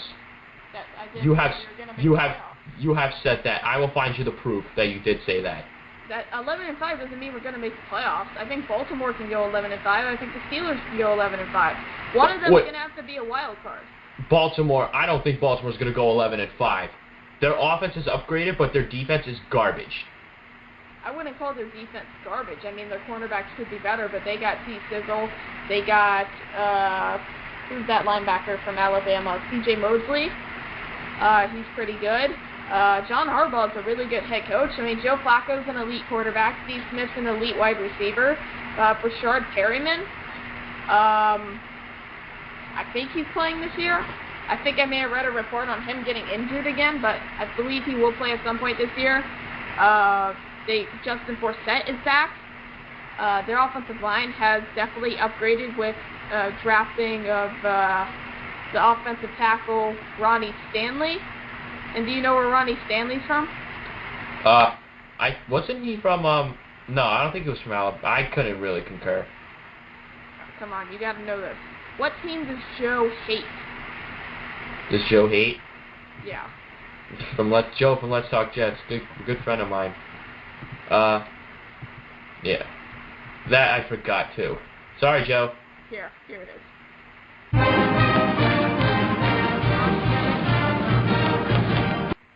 That's definitely an upgrade over Eugene Monroe, who's currently retired and didn't get signed anywhere else in the league. Their team has definitely improved. I believe they had 11 starters out last year for the season, past week 5, and they get them all back. They're a good team. They got an elite head coach. They got an elite quarterback. They have very good receivers. They have a reliable running back. They have a good offensive line. Their defense, you're right, could be better. They got a lot of playmakers on it, though. Terrell Suggs, full health, he's probably one of the best outside linebackers in the league. Do not underestimate Baltimore. I think we'll beat them this year, but they might have a better record than us at the end of the day. And that gets them the wild card over us, because the Steelers, they could go undefeated this season. They have a very good offense. If Le'Veon Bell isn't suspended for 4 games, which I think that will get reversed, because apparently he just changed his phone number. Antonio Brown, Ben Roethlisberger, and Le'Veon Bell, that defense has gotten a lot better. Mike Tomlin's a pretty decent coach. That team's very good. The AFC North, and you got to incorporate the Bengals, too, who I have the Jets beating, but they'll still be good. 3 of those teams can make the playoffs. right there in that division. You also got to incorporate the Broncos and the Chiefs and the Texans, who I don't really think are a threat. The Colts, who I don't really think is a threat. But there are teams who will have better records than us at the end of the day. And we might be actually better than them, but they'll just have better records, and they'll get the wild card spot over us if they don't win their division. Unfortunately, that's how it may go. Unfortunately, that's how it did go last year, because Pittsburgh beat us out for that spot. But listen, injuries could hit these teams again, because let me ask you this. They could hit us. They did hit us last year, and we had lots of injuries, and we went 10-6. Bilal Powell was out. Our backup running back. Who was excelling too, and then you had Nick Mangold, who was out with a hand injury. Fitz was dealing with the ligament. Marshall was injured. Pryor was injured. They all played. Yeah, they all played, but they weren't doing as hot as we thought. So these injuries were hurting us bad during that 1-4 stretch. But it wasn't like Baltimore, whose quarterback, wide receiver, linebacker, guard, other wide receiver were all out for the year. Fine. Okay, I'll give you that one. But I still think the Jets can do it. Even I think it was Rumi who said that the Jets have a 20-1 chance of winning the Super Bowl this year. Not very good. That's not very good. That's okay. Like middle of the pack. I think the Giants have it better. I'll actually look that up right now. We could keep arguing this for days and days. I know your opinion will never change, and I know my opinion. Not going to change. It's not going to change. I wish we could call Ben right now. And I still want to do that $300 bet with you. Okay. I'm going to go ahead and look up those Super Bowl odds and see if that 20-1. I think it's definitely improved, because I don't think if she placed that bet at 20-1 before Fitzpatrick signed, it's probably more like 15-1 now. So she can make a lot of money off of that. Let's go. Super Bowl odds. It's ought to be interesting. What are you predicting? What do you mean? What do you think the odds are going to be? For the Jets to win the Super Bowl? Yeah. It's going to be around there. I think it's going to be like 15-1. Okay, fair guess. I'm going to guess 17-1. And this is loading right now. Is there anything else you really want to talk about? I mean, we're winding down the episode. No more callers. I mean, anything else you want to talk about? Want to talk about how great Ben is? He'll be listening to this tomorrow morning on the plane. He'll be half asleep, and he'll just hear this part. He'll wake right up, guaranteed. Ben, we miss you, man. We miss Big Ben. Oh yeah, you saw that picture. Ben posted a picture on Instagram, and he could have had so many great captions. Because his name's Ben, and he was there next to the big clock over in London, which they call Big Ben. And if you guys don't know, Ben also met Ndamukong Suh over in Oregon a couple months ago, and he took a picture with Sue with a Jet shirt on. Then when he was posting a picture of Big Ben, he had a Jet shirt on. So he was with Big Ben, who I called Roethlisberger. Yeah, I actually gave him that nickname, Big Ben. He's a good dude, and it was about I think that's okay. Every person. Okay, Kyle. Every person with the name of Ben. Okay, Kyle, but it was just a couple months ago when YouTube commented on my YouTube channels. Well, at least it was Ben who was like, "You should call on to this podcast." So I was like, what? Why not? I mean, good stuff for promotion. So it was just off a comment that really just set up a great friendship with you guys. And honestly, it's just great to be co-hosted on this show tonight. And I can't believe it's even led to this point. So, I want to thank you and Ben for actually all what you guys do for me, as well as all the other Jet fans who have watched my YouTube channel. And you guys know who you are. Just continue to support. And it's been real just trying to provide some information for you guys, as well as come to games. I'm going to be all out. It's going to be crazy, especially week 1 when we verse the Bengals. So, it's going to be great. I can't wait. Yeah, and I'm looking at the Super Bowl odds right now. I just want to ask you, do you think we're better than the Jacksonville Jaguars? Still, yes. Do you think we're better than the Miami Dolphins? Yes. Chicago Bears?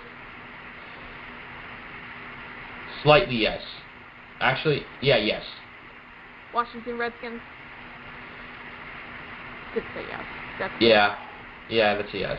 Houston Texans? It's kind of the same skill level, I want to say. Ravens, right now. Okay, so the Super Bowl odds, Rumi, yeah, she got ripped off. Alright, it's 60-1. So she overpaid big time.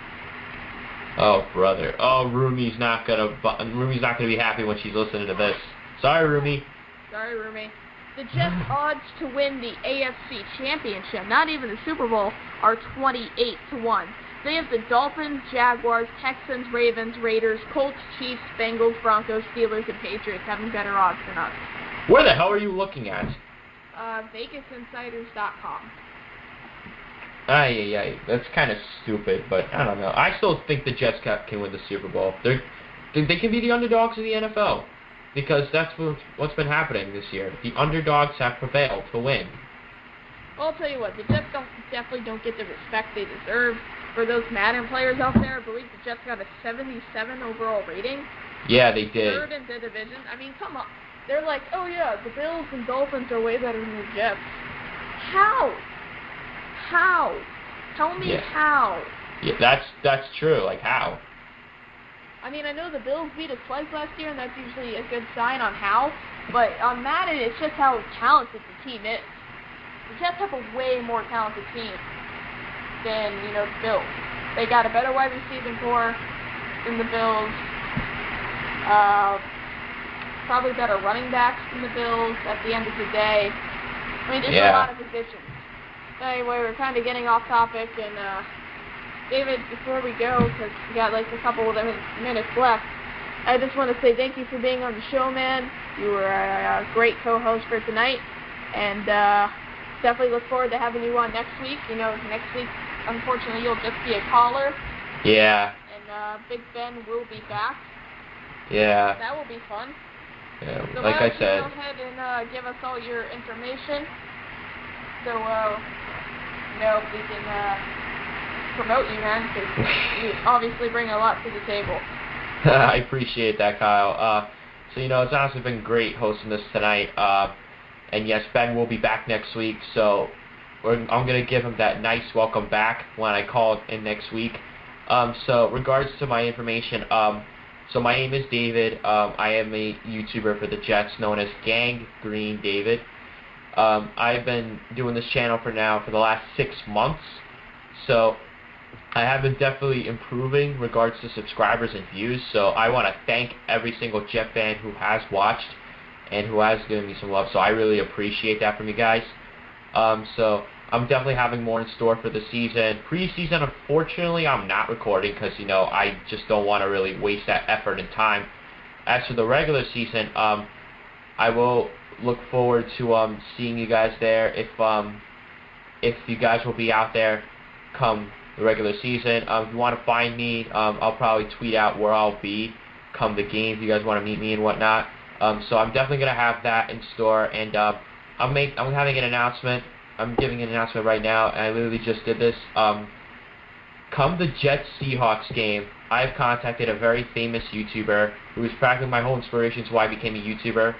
So I plan on doing a little bit of a Jets-Seahawks kind of thing with him. I have been waiting for that one ever since I started watching his videos, and his name is NordCam. And honestly, I love his stuff. Great inspiration to me. Knowledgeable Seahawk fan too, so check his stuff out. So come that game, I'm going to be probably doing a little bit something with him. I'm going to have to contact him about that. But regardless, check out my YouTube. I'm going to have lots in store for the season. You can follow me on Twitter at GanggreenDavid1, and you can follow me on Instagram at @gangrene_David. Thank you guys for listening tonight. Really appreciate it. Thank you for taking the time out to listen to some Jets football and watch my videos. I hope you like it, and that's really that. So thank you guys very much. Yeah, thanks for being on, David. Well, you're welcome. Alright, so once again, thanks to David for coming on and co-hosting tonight. Now it's time for us to, unfortunately, go off the air. Ben will be back next week, so, round of applause for that. We've I made it through 3 weeks, people. Didn't know if I was going to be able to do it, but fortunately I had some great co-hosts to help me along the way. Big props to David tonight, Jay last week, Kyle last week, and Jay the week before that, or whatever order it was in. Just thank you to all of them for co-hosting. You all did a phenomenal job. P.S. You were all better than Ben. JK. So yeah, thank you guys for listening tonight. For all those listening on iTunes and SoundCloud and Google Play or whatever you're listening on, thank you for listening, and we really appreciate all your support that's ongoing. Go follow us on Twitter, Instagram, Facebook. Just search The Jet Take. We are on iTunes, Google Play, SoundCloud, Stitcher. We are on everything. So please just go, follow us there and, keep supporting us. We really appreciate it. You guys are the reason we do this. And we are going to leave you with the best chant in the NFL. So thank you guys for listening tonight. I'm Kyle. Till next time, go Jets.